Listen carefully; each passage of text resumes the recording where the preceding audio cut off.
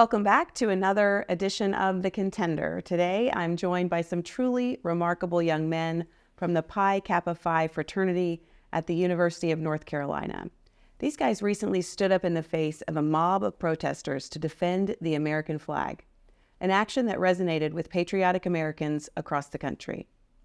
Fraternity brothers often get a bad rap, but you all flipped the script the best way possible and restored, I think, faith in the next generation of young people. So first, thank you for being part of the podcast today. I'm really honored that you came to see us.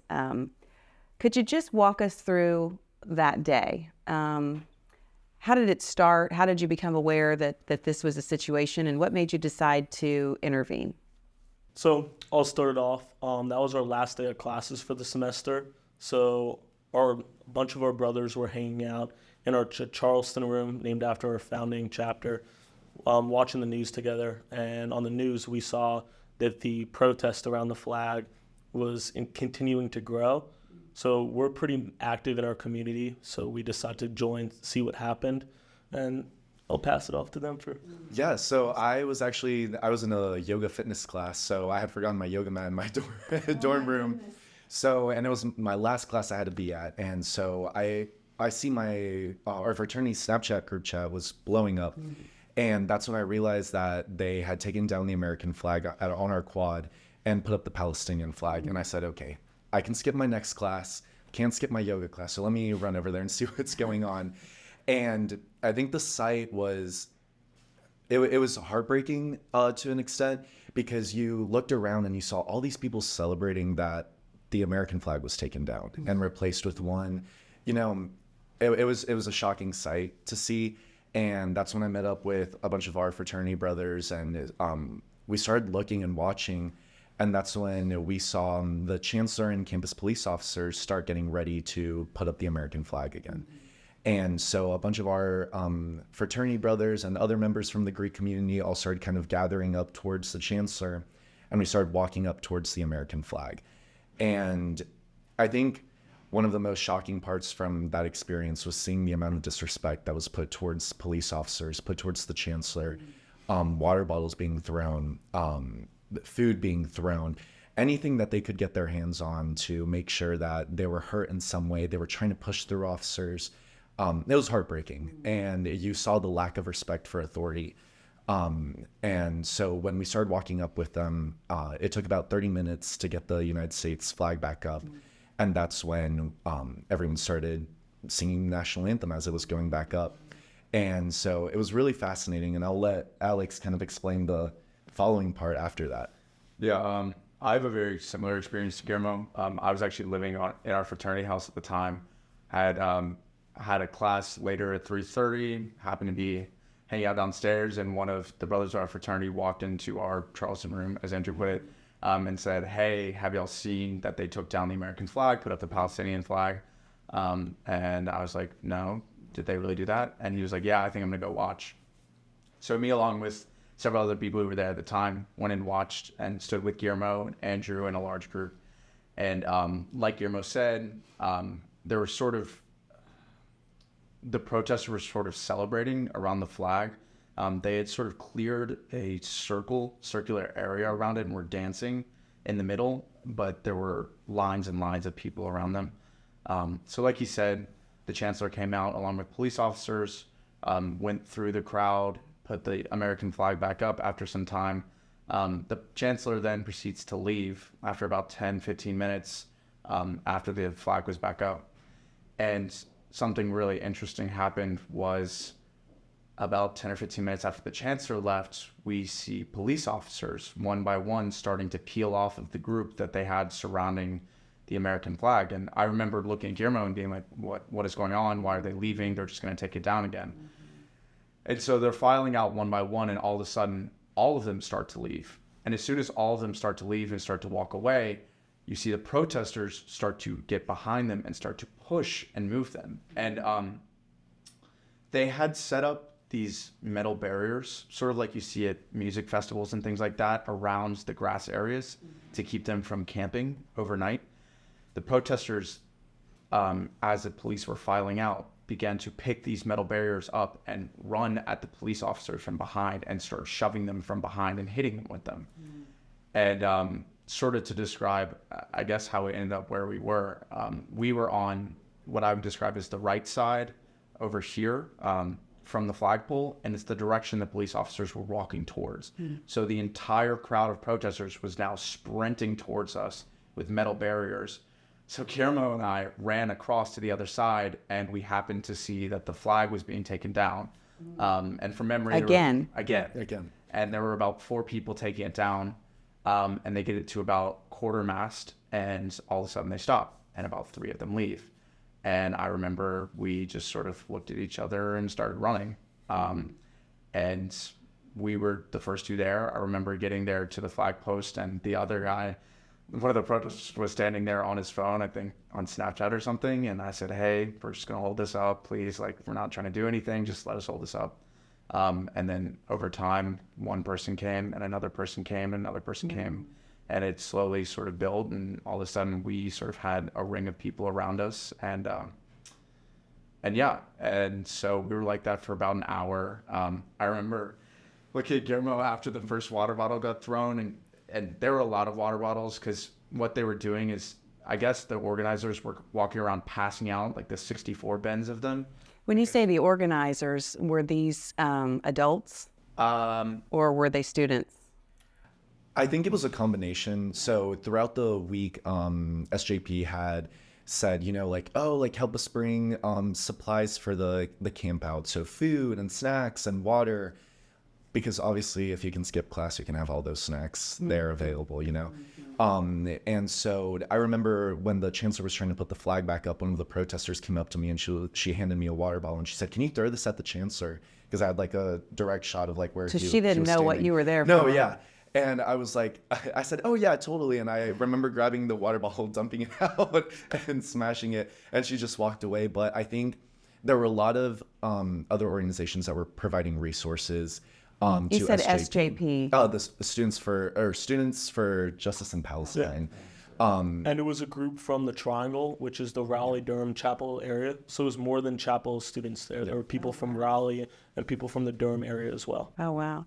So you were saying that they were passing out the water bottles, and then what happened?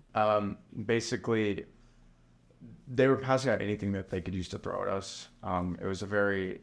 And you saw this happening in real time. Yeah, so we were sort of just looking around like, are they really passing out water bottles? And sort of as I described, a ring sort of formed around us, almost as like people began putting metal barriers in a circle around us to make sure we were okay. But Other students. other students, yes. And one of the really interesting things was over time, it was one of our fraternity brothers who took the photo that happened to go Viral. really viral. Yeah. And you can sort of see in that photo that the crowd is pretty substantial. So what happened was over time, the protesters started to notice that there were people holding up the flag that were not protesters. And so they started to crowd, and more rings sort of formed around us, sort of outside of these metal barriers. Kind of closing in on you. Yeah, sort of closing in on us. And I don't know. I don't really remember it being a like frightening experience. It was frightening to see the photo. I mean, when I saw the photo, it was really incredible. I think you were holding up the flag. Did the flag touch the ground? It did not. Not even when they replaced it. Like the first time? Yeah, first time. I actually don't know. We don't know. Yeah. I don't know. But But I think you were trying to keep the flag from touching the ground. Yep. You were trying to keep the flag from being taken and replaced.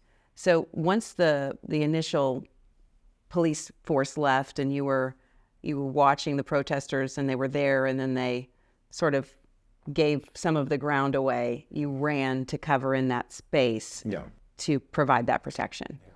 In that moment, Alex, like, did you have any thought about it at all for your personal safety and what that could have meant? So it's funny, Guillermo and I, when we were standing there when the cops had just put the flag back up, and I think Guillermo made a joke along the lines of like, we're not letting the flag touch the ground again, something like that. Yeah. We laughed at it. Obviously, we thought at the time like, haha, we're not actually going to do anything about it. And, I don't know. It was more of a, I didn't really think much about it. You just acted. Yeah, I didn't really think about it until I was sort of standing there, and I was like, maybe this wasn't the smartest decision. Maybe it wasn't, but we're glad that you did it. But it was at risk to your personal safety. I mean, it didn't look like that was a very safe situation to be in. I didn't realize that there were many other students outside of your fraternity that also participated and helped in that. But you guys were the first ones that were on the scene. Is that right around the flag? Yeah.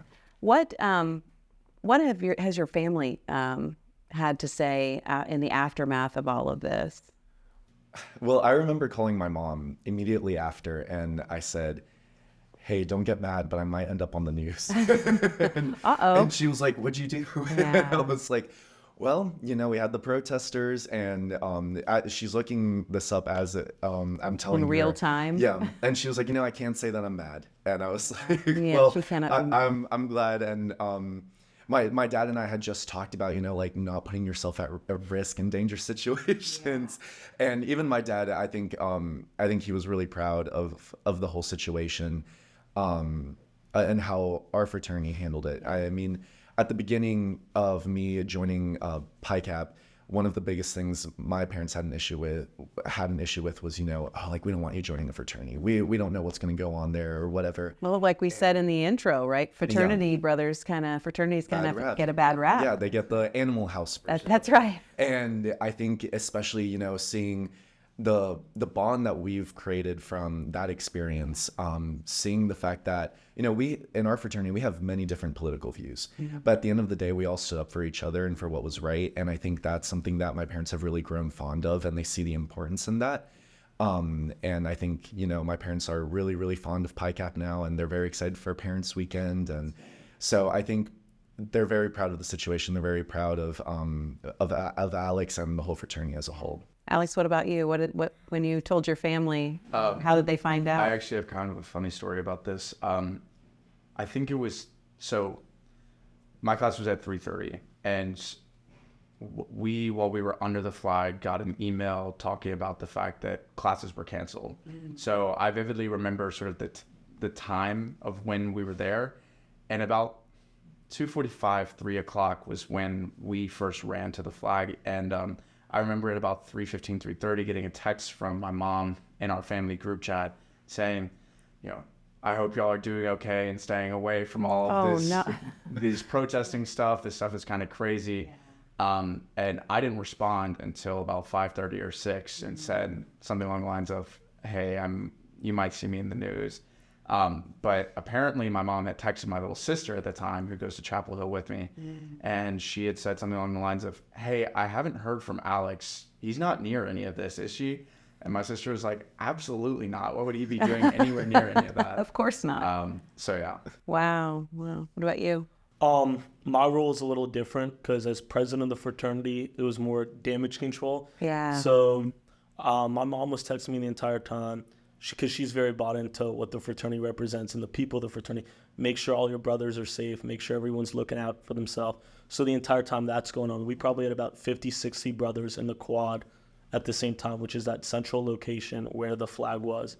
So my role there, I was just trying to watch and protect. Make sure they were okay. Where there was protesters calling some of our brothers slurs and profanities, fascist, the N-word. So I was trying to just make sure that the situation didn't escalate, all of our brothers stayed safe. And all that time, my mom's texting me, just make sure you stay safe, make sure everyone's accounted for. But in terms of their actions, when it came on the news, I think what they did really represents the type of men we have. And my parents couldn't be prouder of the fraternity that I get to have the pleasure of representing. I mean, our men are nothing short of world class. They're dedicated to service. They're heavily involved in our community. And Alex and Guillermo's actions really represented what our members are a part of. So I couldn't be prouder of their action. I imagine that Pi Kappa Phi fraternities across the country are maybe seeing an increase in their pledge count because of the good work and the things that you guys have done. So we ought to ask the Pan-Hellenic organizations if that's the case. So talk to me a little bit about what the flag means to you. What does the American flag mean to you? I mean, we we look at this and I'm looking at it from a different generation, and you have a different experience entirely based on the generation that you've grown up in. So what does it mean to you? And, why did you feel like this is so important? And I know you, Alex, you said, I didn't really think about it. We just went and did it. But in the aftermath, did you have any thoughts about like, wow, we really just went through that? And what does it mean to you that you've done this? Yeah, I think something I keep thinking about from that day is my mom was born in California, moved to Mexico when she was really, really young and spent the majority of her life there, and met my dad, and then ended up immigrating to the United States. And I think when a lot of these protesters talk about, oh, the privilege you guys have, the privilege, I often think about the people that took down that flag and the privilege that they have to be at one of the best public universities in the world, to be able to protest, to be able to do all the things that they do. I know that my life would not be the same had my parents not made the decision to come to the United States. So the flag for me represents that country where my dad started out as a pizza worker and was able to get a CDL certification. So now he's delivering gas. My mom was able to get her master's degree, and now she's a county extension director. It's things like that really put in perspective what the United States means. And I think as the son of immigrants, I feel really privileged to be in this country. And so it really breaks my heart when I see other people disrespect our country's flag, our country itself. Seeing people cry and be upset over the Palestinian flag being taken down when they have had the privilege to protest, to be at some of the best educational institutions in the world. That's what that flag means to me. And so I guess my message to the protesters would be, look at what you're protesting for, and you have the complete right to agree with whatever you want to agree with. But don't disrespect your country and your country's flag when you're deciding to do that. Yeah. I think for me, I have a very similar feeling to Guillermo.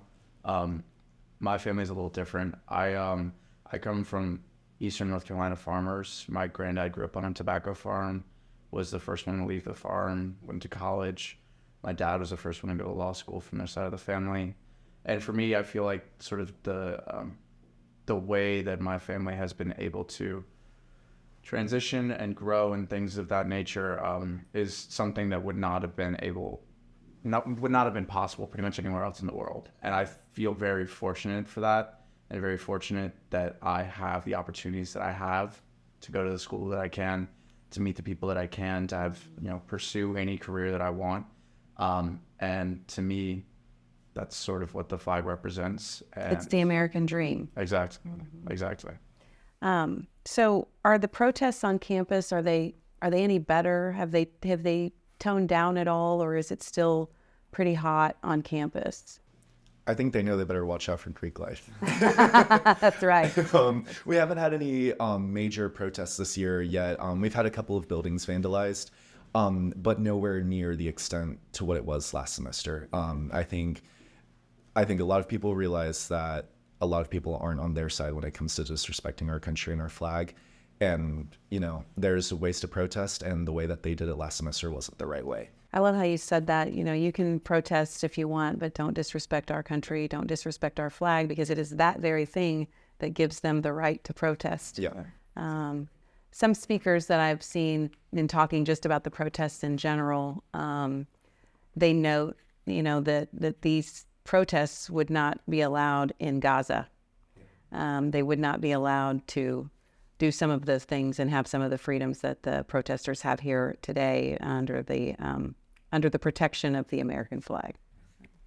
Well, this podcast is called The Contender. And we try to bring guests on that have overcome really great odds and stood up in the face of tremendous adversity. You all certainly fit that profile of contenders.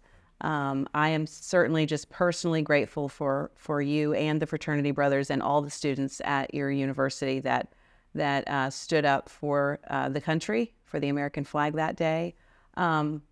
Before we wrap up here, I usually ask all of our guests to just talk to me. Tell me a story about who is a contender in your life.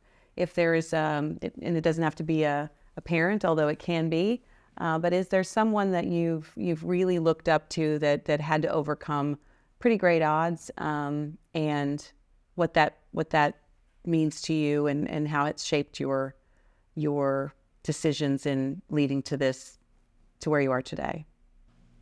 I can start. I think sort of going back to what I talked about earlier, for me, it would be my granddad on my dad's side. He was one of the first. When I was about 8 years old, I went back to the town that he's from. It's called Whiteville, North Carolina, and walked around and met some of my cousins and things like that. And it was a very different place than what I was used to growing up in Raleigh, and they lived in Charlotte at the time. And I think for me, sort of as I grew older, I learned more and more from my dad about the way that he worked and the things that he did. And I think for me, one of the things I always remember about my granddad is that he was very kind and always had a smile on his face, especially when we were there. And I think that it's, given where he came from and the work that he had gone through and all the hardships and things like that, I think it's really, really admirable and incredible that he's able to have such a smile and such kindness and things. Through the adversity. Yeah. Well, you bring that too. He'd be very proud. Righteous.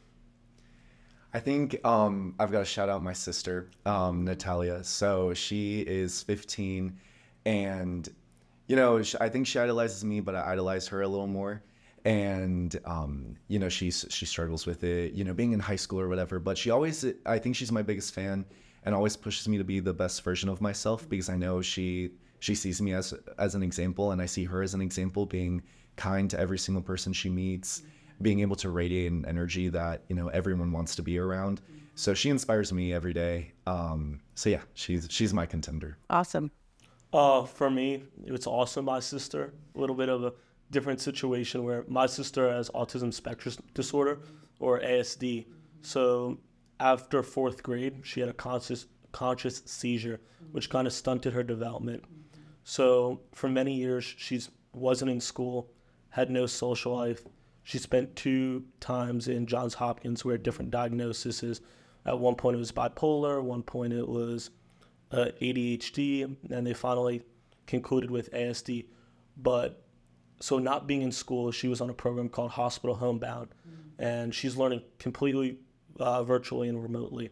So every day coming home from class and watching her continue to learn and trying to make those social interactions with her. So whether it's for an hour every day after playing with Legos or watching Teenage Mutant Ninja Turtles.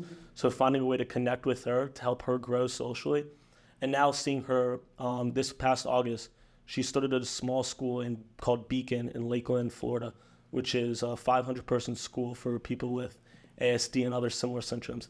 And seeing her finally have a chance to overcome everything she had and get a semi-normal collegiate experience, where I remember last week, it was her first time ever doing laundry on her own. So she's calling, asking for help, or she's finally getting to go to class and making friends. My mom sent me a text that my sister sent her that said, "I see why people love having friends. Being social is awesome."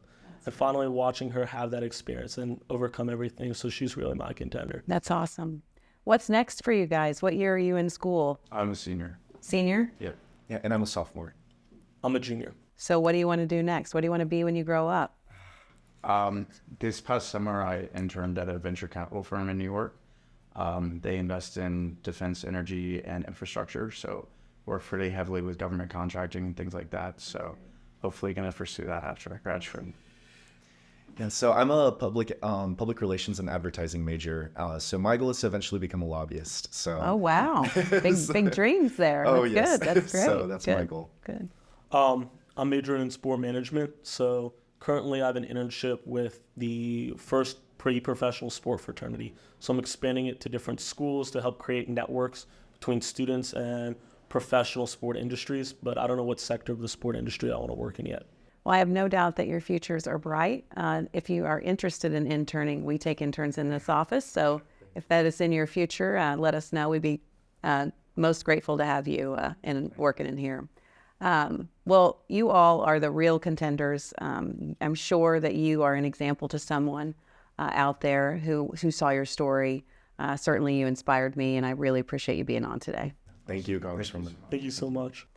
Thank you to all our listeners for tuning in to this episode of The Contender. Be sure to stay with us for more insightful conversations with the leaders who are shaping our future. Don't forget to subscribe, share the podcast, and stay inspired.